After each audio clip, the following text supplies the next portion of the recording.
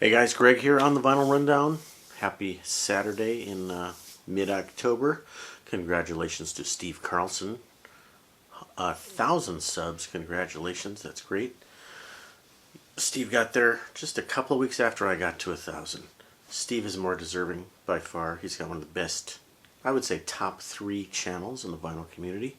And how many of us wake up to Sunday morning with Steve and the cat?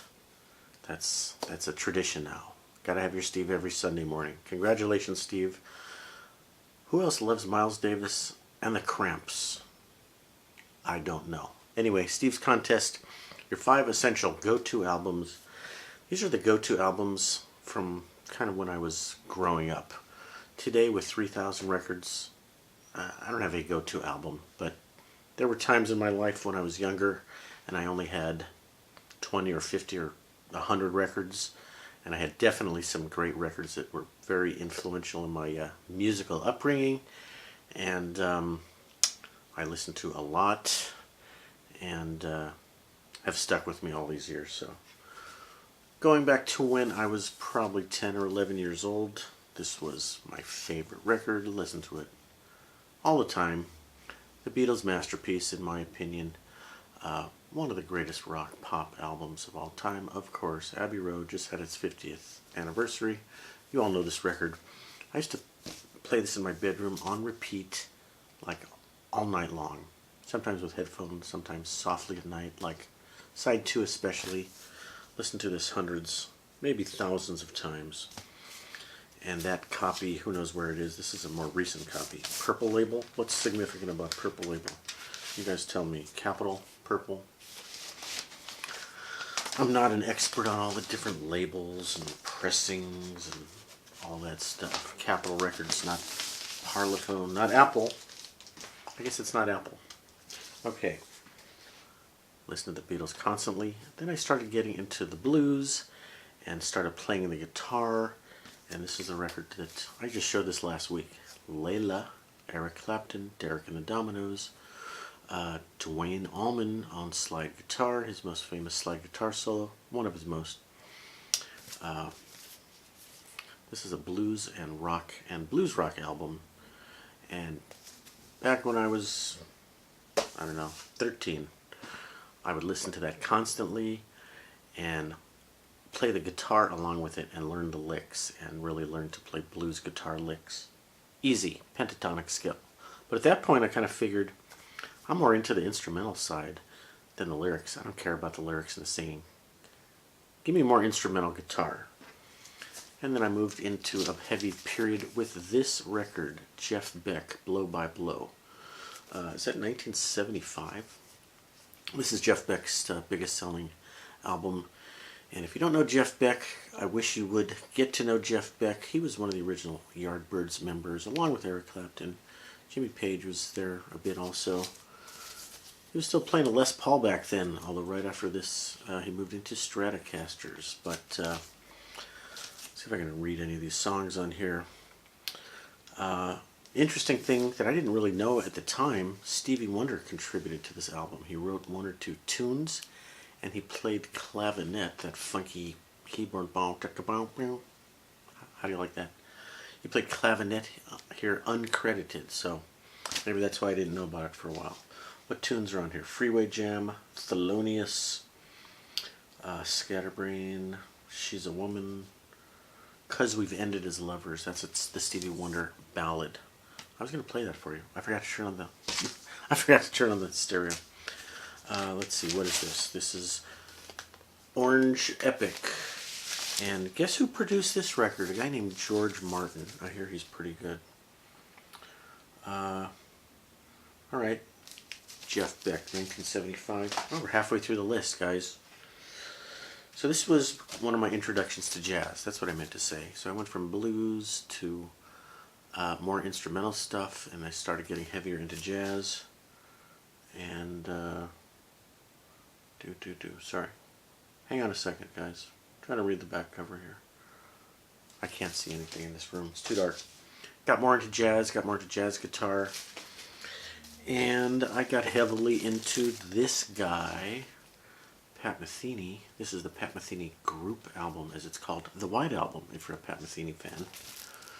Pat Metheny, look how young he was then. What was he, in his early 20s? Recorded on ECM in Oslo, I guess, 1978.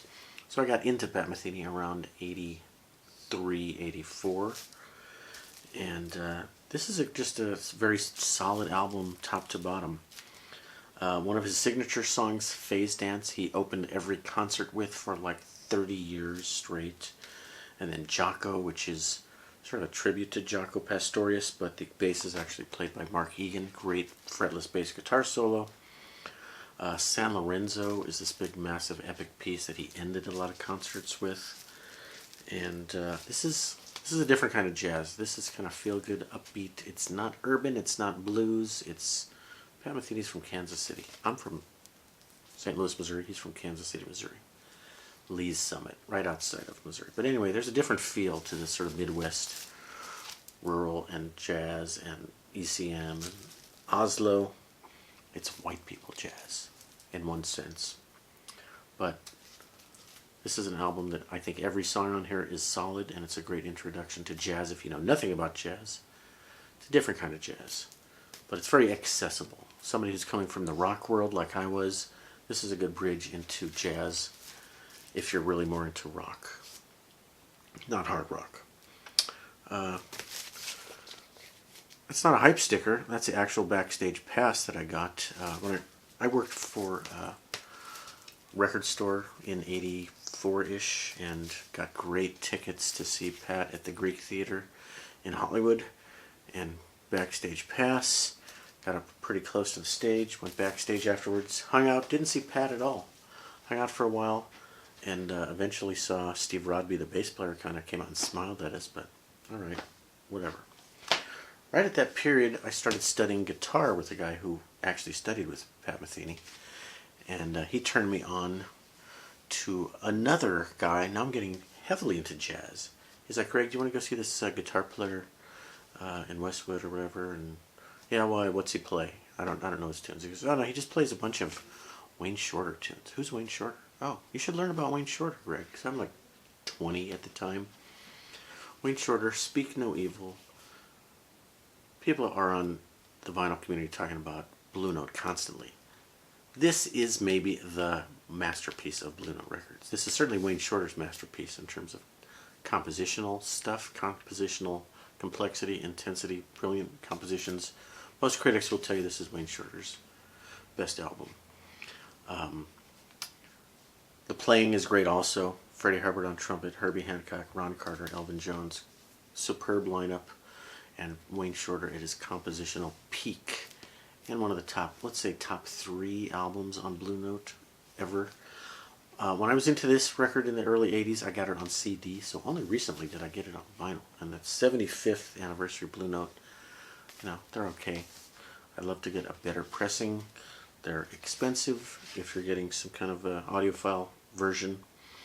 That is Wayne Shorter's wife, the Japanese lady. Now, Wayne Shorter had a couple of wives. One of them died in a famous plane crash. I don't know if that's her. I don't think that's her, but that's a sad story. And to see Wayne Shorter's wife. Wayne Shorter just turned, what, 85 years old? And still doing some stuff, still playing.